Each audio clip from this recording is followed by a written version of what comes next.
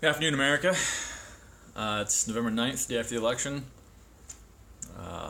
Hillary camp supporters are freaking out because Donald Trump is the new president-elect.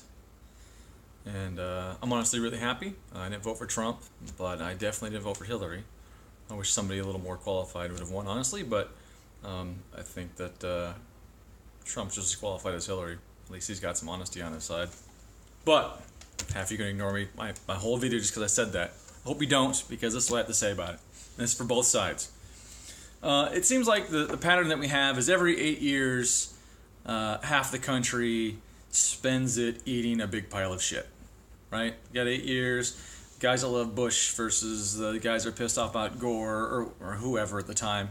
They get 8 years of eating a pile of shit. And then Obama comes in, and the guys who, didn't like Obama spend 8 years eating a big pile of shit. In the last 8 years, the big pile of shit was eaten mostly by the middle class.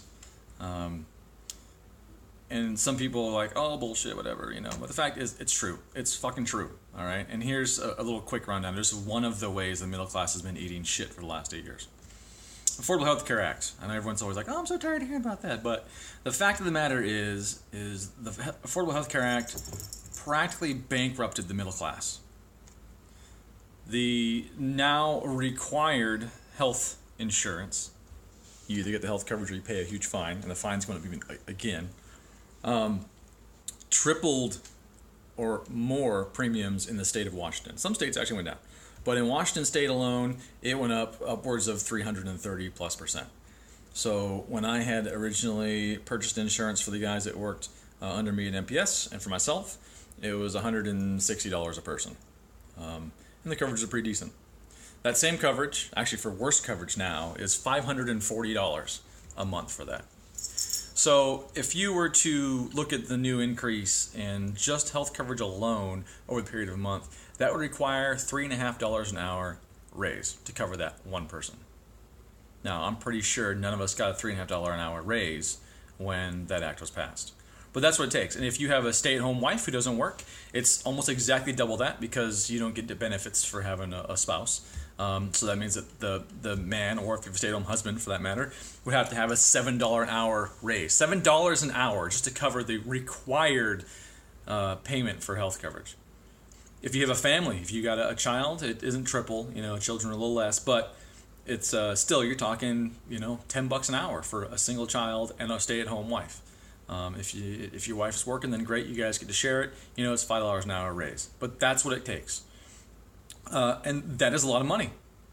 That's hard to acquire. We're talking $360-ish for a single 20 to 30-year-old male. And then families paying upwards, then, we have the difference now. And then families now are paying upwards of $1,500, $2,000 if they got a couple kids per month for health coverage. A lot of you don't believe that or don't realize it, but it's true. That's what people are paying. And it's honestly pretty ridiculous. So that's one of the big pieces of piles of shit that the middle class has been eating for the last 8 years. Well, now it's time for somebody else. I don't know who it's going to be. I don't know if they're going to repeal Affordable Health Care Act. I hope they don't do that. I really hope they just modify it and make it more viable. The problem with insurance really is that it's profitable. That's the problem with it. Not for the doctors, not for the patients, or the people that pay for the insurance, but the companies that provide insurance make a ton of money off of it. And that's why I think Canada has it partially right when it comes to health insurance, because and automobile insurance actually in certain what is Canada? They call it states. They have their districts or whatever the hell it's called. They have a government-controlled automobile insurance, health insurance, and that kind of stuff. And the idea behind that is that you take in what you spend. It isn't the government makes a ton of money off of the insurance. It's not the plan. So if we had something that was like that the government brought in and spent the same amount, then yeah, it's social health care. But it would cost us less because we're not trying to line somebody's pockets with a ton of money from all of the little people. So those of you, whoever's next to eat the big pile of shit, I don't know who it is.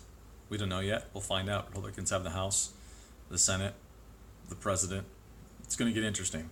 And I don't know who or what their first move is going to be. But if you have ideas, you can write bills. Anybody can write a bill. Anybody could send a proposal. Hell, right now, corporations write most of our fucking bills anyways. Like, lawyers just go, hey, Bayer wrote this shit. They give it to their politician. The politician's like, oh, that's great. That'll be $2 million, please. And then they get $2 million from the corporation, and then they submit the bill on the floor and go, hey, we're all set to make a lot of money. That's how it happens. So if you got a good bill, you can write that. Right? So if you don't like what's being proposed, write something. Get a bunch of people together. Have a think tank. Do something. You can write stuff and submit it to a congressman, or senator or somebody. That is completely within your rights. So submit to all of them. Send to every single one of them.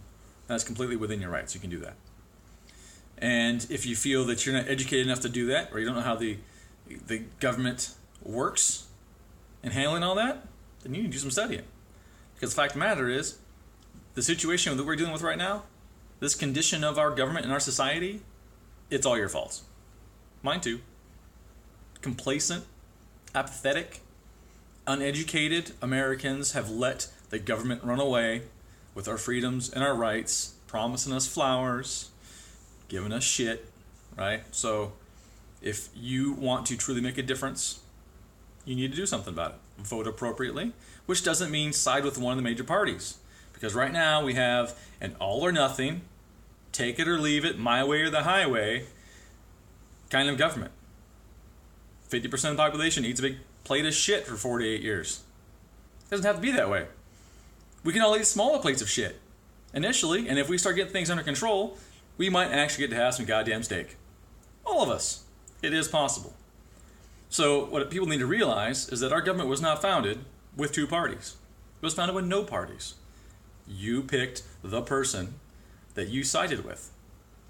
This whole team thing is actually terrible. It's worse off. It's less democratic. It promotes division in America. It makes people forget that there's this really cool thing called compromise. Right? There's a middle ground on most topics. And you can often find that middle ground without trampling on people's rights. I just wish we could find it. I wish more people would just open their freaking eyes and realize it. And also stop thinking that everything that they feel is important, because what you feel doesn't fucking matter. That they're temporary, fleeting, they vary from day to day. Your emotions are emotions. There's a reason that you don't make decisions based on emotions, and so our government shouldn't make decisions based on your emotions either, because it affects everybody. It's stupid. Your feelings don't fucking matter. Deal with it. And use some logic. Take some information from the sample base of whatever subject it is you're trying to do, and learn about it and educate yourself on the subject and try and help the entire community. I'm 8 minutes and 5 seconds deep into this now. And I really don't know what else to say, but sorry, Hillary fans, but your time's up. Hopefully you guys can stop being so violent and setting shit on fire and protesting and crying. Oh, I heard something today at school.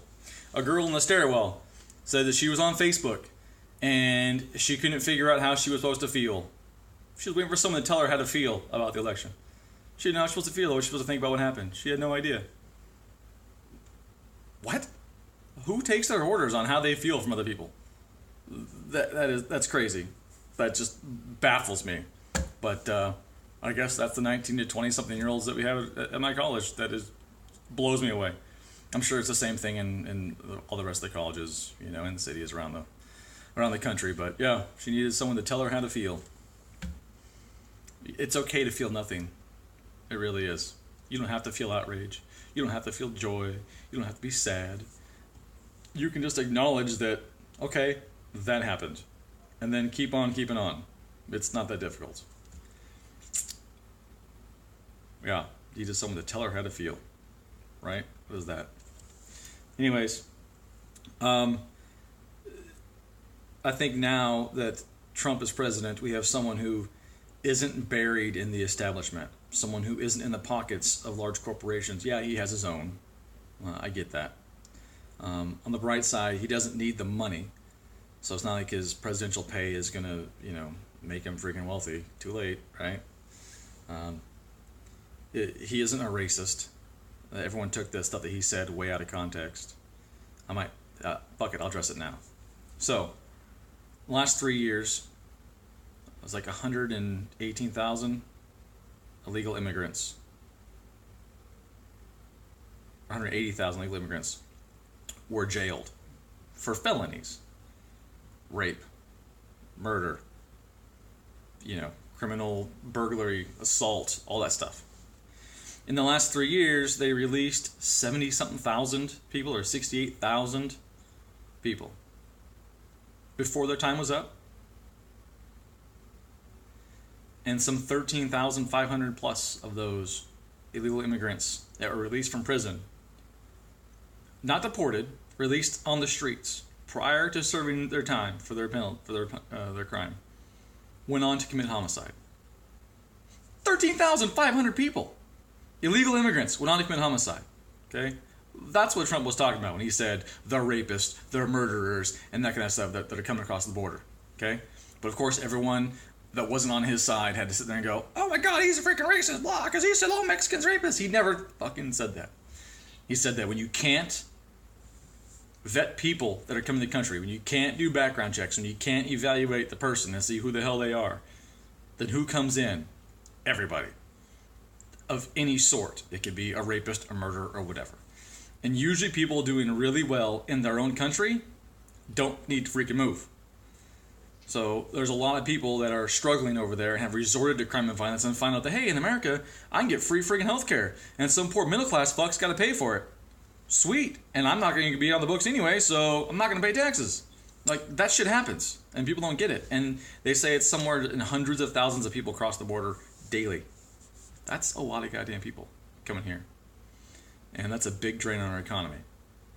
So, without adjusting healthcare on a national level, we will all go bankrupt. It's plain and simple. So hopefully they do something. Because right now, they're saying that the penalty is going to be like $400 to $500 a month if you didn't have any health insurance over the last year. And every year it's going to go up to the point where it's even more than coverage. So I hope they fix that. It's possible. They just need to take greed out of the equation, which is where we come in. You gotta vote for people that aren't corrupt as fuck. You gotta vote for people that aren't part of the establishment. You gotta push other people to understand that two parties don't have to exist. It should be three, it could be five. There should be no parties, really. This year I voted Libertarian for president, Republican and Democrat for a lot of stuff, including Libertarian on a couple local things here in Washington. Why? Because the things that they said and the things they support make sense. Not because they sided with one team or the other, because that's dumb.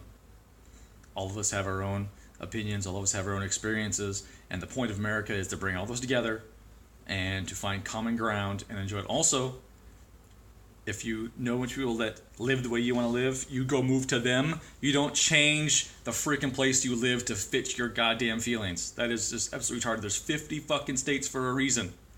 50 states of America. Each of them individual, operated separately under the umbrella of the United States government, and all the requirement was supposed to be that they upheld the Constitution, and the government was going to uphold the Constitution, make sure everybody had their rights. Outside of that, each state could operate independently. You can find people that feel the way you do, and you can live with people that feel the way you do. You don't need to try and change everyone in your area to feel like you, to live the way you do. Somewhere in this country, there is somebody that lives the way you do. Go there. Be with them. Be with your own kind. That is okay. And I don't mean race. I mean people that feel or have hobbies or hunt or, whatever it is. Whatever that's really, really important to you and how you live. For me, it's the freedom to do what the fuck I want. To have my guns. To go hunting. To enjoy the outdoors. To work on cars, right? That's what I like to do. And so I'm up here in Idaho and Washington, if you're on the border. Because people out here like to do that kind of stuff. I'm an alien in other places. It ain't that hard to move. It's a little scary. People that have never done it. But you should do it. If you're unhappy where you are, stop trying to change the place that you're at to fit you. Go somewhere where you fit in. And stop trying to make everyone in the entire country live by your rules. Because that's also ridiculous. We all have our own opinion. We all have our own likes and dislikes. Anyways, this is 15 minutes long now. If you stuck around, I love you. Thank you very much. If you're a Hillary person who's really pissed off about the whole deal, I'm sorry. But the big plate of shit's yours now for at least 4 years. Unless something weird happens. God hope it doesn't. And that's it. Try and love each other a little better. These fuck you American posts on Facebook are getting retarded. I just started in front of people. At that point, it's just stupid. Like, if you can't make yourself part of the group, you know, take responsibility for what's happened, because these were two of the shittiest candidates ever. I mean, you got the most corrupt politician in the fucking history of the United States on the Democrat side running, and then you've got an egomaniac, rich boy, trust fund kind of guy on the other side. Like, everything wrong with society on one side, everything wrong with fucking politics on the other. But regardless, Trump got it. So you gotta fucking deal with it now. Enjoy. Bon appetit.